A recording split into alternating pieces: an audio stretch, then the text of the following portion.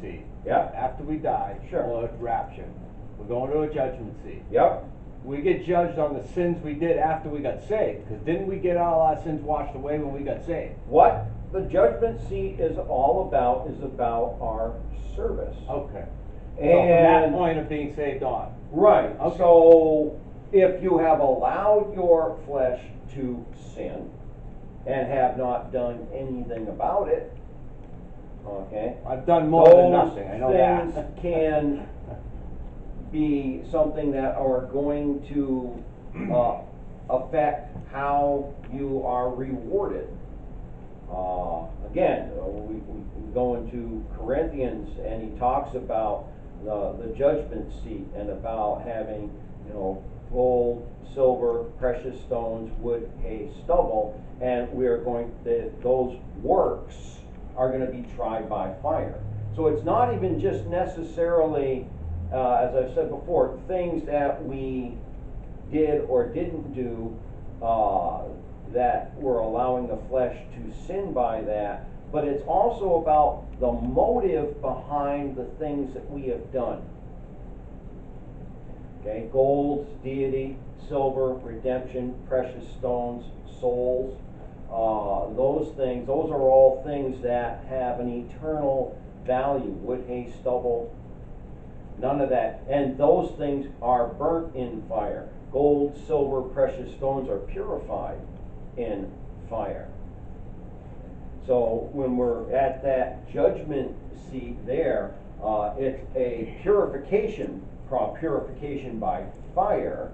Here again, it doesn't have anything to do with your salvation, but it's all about your service. So if we've done more than nothing, which I'm sure all of us have done more than nothing, how was I going to ask that? Don't know. Never mind. Well, like I say, again, what rewards you receive, okay, what position of authority you receive, but, I mean, like I say, there's gonna be people that are gonna be rewarded, amazingly, who we don't even know anything about. Right. Okay, it's not about, how visible you necessarily were. I'll be happy to be a simple farmer for everybody. It's going to be, about the motives of the heart, and every position of responsibility, every position of leadership and authority in the kingdom is going to go to a born again believer. Some, like I think, we talk about the servants and the parable of the pounds. The parable of the pounds is about Gentiles. It's about the church. Okay. And you get one who had 10 pounds, one had 5, one just had the 1, and it was the one that he was given, and he buried it in the dirt. Okay, here's what you gave me, and I'm going to give back to you what you gave me with nothing. That's just in the profited New Testament, by it. Yes, sir. That was just in the New Testament. Yep. What book is that?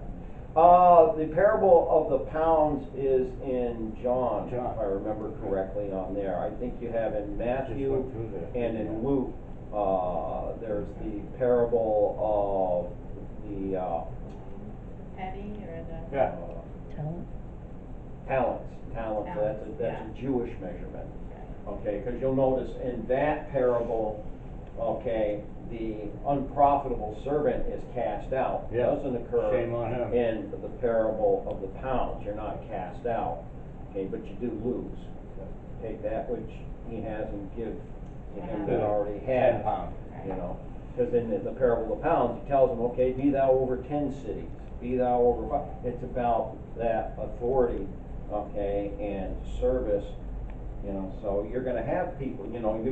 You may find yourself working for, if you have, 1 or 2 to show for. You may be over 1 or 2 cities, or out in eternity, 1 or 2 planets. Okay, but there will be somebody over you. There is going to be a hierarchy.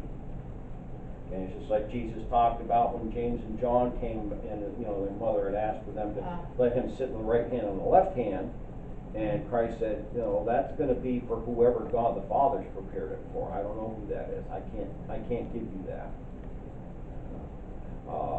So there's going to be a definite hierarchy that's going to exist amongst the redeemed in the kingdom and in all eternity.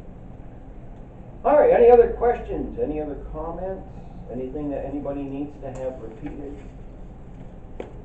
All right, we'll close there then with that this morning, but some good questions. Again, always encourage people, you know, during lessons. I learned something today, what I just asked. Yeah, well, amen.